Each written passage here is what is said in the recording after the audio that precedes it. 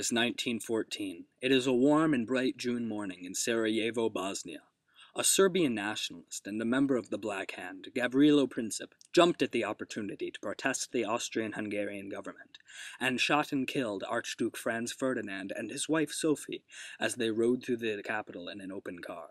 With this, the hostility that had been brewing in Europe for 4 decades erupted outright into a conflict that would be known as the Great War, and later World War I. Starting in the mid-19th century, feelings of nationalism became more and more prevalent in Europe, especially in the Germanic states. They were unified under Otto von Bismarck, who used a blood and iron policy to unite the peoples under him as Chancellor of Prussia. These policies were very successful, and Germany exercised its power, as was apparent in its war with Denmark, the Austro-Prussian War of 1866, and the Franco-Prussian War of 1870. In all 3 of these conflicts, Germany was victorious. Germany allied itself with Austria-Hungary and the Ottoman Empire, which would prove to be a mistake later on. Otto von Bismarck joined together with Kaiser Wilhelm I in 1871 and created a German constitution which would further unify Germany. The government under Wilhelm I is known as the Second Reich, or Empire, the First Reich being the Holy Roman Empire. In 1888, Kaiser Wilhelm II took control of Germany and removed Chancellor Otto von Bismarck to consolidate his power. Wilhelm II militarized to compete with Britain's imperial might. Britain, under George V, allied with France and Russia to form the Triple Entente, as opposed to the Central Powers of Germany, Austria-Hungary, and the Ottoman Empire. War seemed inevitable, and the straw that broke the metaphorical camel's back was the Archduke Franz Ferdinand's assassination in 1914. News spread quickly, and Austria-Hungary laid out a list of demands to Serbia, demands that Serbia certainly could not comply with without yielding their liberty.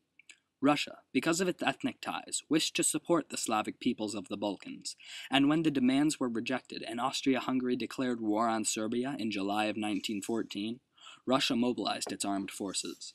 Due to Russia's mobilization, Germany declared war on Russia, and France because of its alliance with Russia. Germany had developed a strategy to invade France called the von Schlieffen Plan, where they would invade via neutral Belgium. When Germany refused to leave Belgium against Britain's wishes, Britain declared war on Germany. The world had entered a full-fledged war, a war that would change the face of Europe. Trench warfare was the standard, which caused a stalemate on the Western Front between France and Britain and Germany.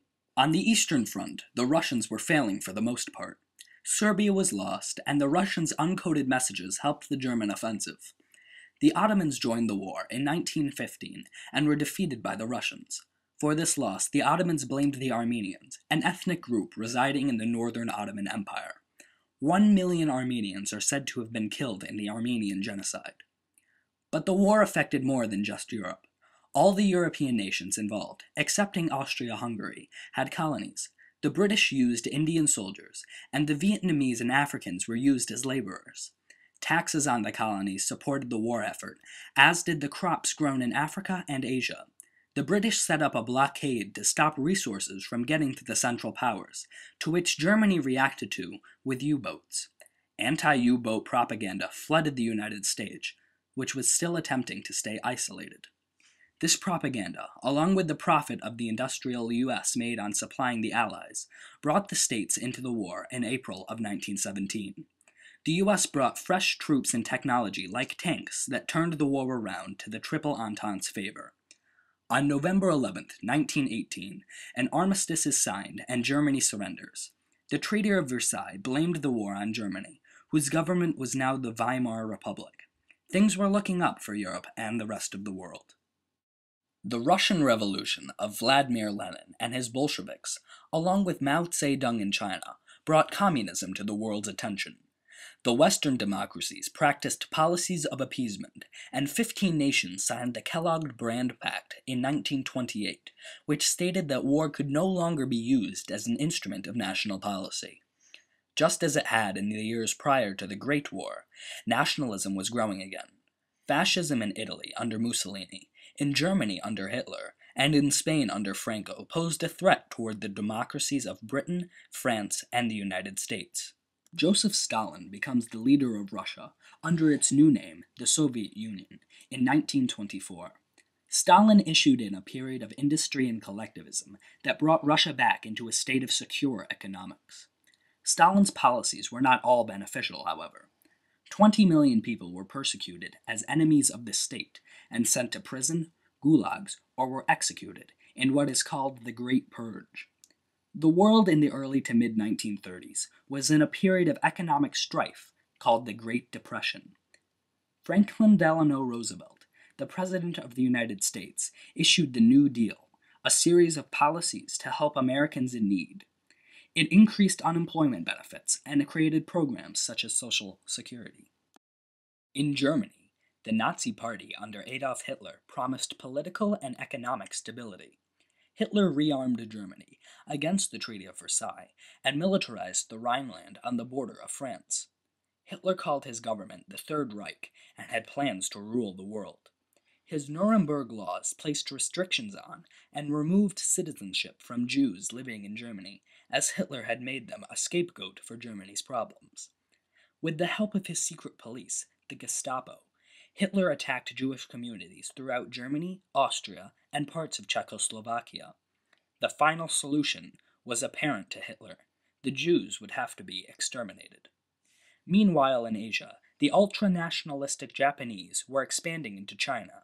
In an event known as the Rape of Nanking, Japanese troops were given orders to torture and kill all of the inhabitants of the city of Nanking in China. In an attempt to avoid the terror of another war, Western democracies gave in to the demands of Germany, thinking Hitler would eventually be satisfied. Unfortunately, he wasn't. On September 1st, 1939, Germany invaded Poland, and Britain and France consequently declared war on Germany. Germany's war strategy was centered around speed and doing as much damage as possible. Blitzkrieg, or lightning warfare, was used against Poland, Norway, Denmark, the Netherlands, and Belgium. In May of 1940, Germany began its assault on France, and by late June, France surrendered to Germany. Germany and its allies, Japan and Italy, were known as the Axis powers, while the French and their allies, such as Britain, were known as the Allied powers, or Allies. The United States, upon realizing the state Europe was in, ratified the Lend-Lease Act in March 1941, which allowed the U.S. to sell or lend war materials to its allies. FDR and the Prime Minister of England, Winston Churchill, met in secret on a warship in the Atlantic to plan for an end to Hitler and the Nazis. The U.S., however, was not at that time willing to enter unprovoked into the war in Europe. All of that would change on December 7th, 1941, a date that will live in infamy. The Japanese attacked the naval base at Pearl Harbor in Hawaii. The United States declares war on Japan, and so Germany, Italy, and Japan declare war on the United States. The United States had now entered the bloodiest war the world has seen to date. June 6, 1944. An amphibious attack by the Allies on Normandy of German-occupied France turns the tide of World War II in favor of the Allies. It will be known as D-Day, and is the Allies' first major victory. The American troops proved to be vital to the Allied war effort, driving back both German and Japanese expansion. As the Allies moved further into Germany, they discovered death and concentration camps where millions of Jews and other groups undesirable to the Nazis were kept. An estimated 11 to 17 million people were killed, 6 million of them Jews, in what is known as the Holocaust. The Allies liberated the prisoners from these camps, and the German people were awakened to the atrocities of this genocide their government had orchestrated. The United States was in the process of creating a weapon that had the potential to end the war, which it ultimately did. The Manhattan Project was the name given to the development of the atomic bomb by the United States.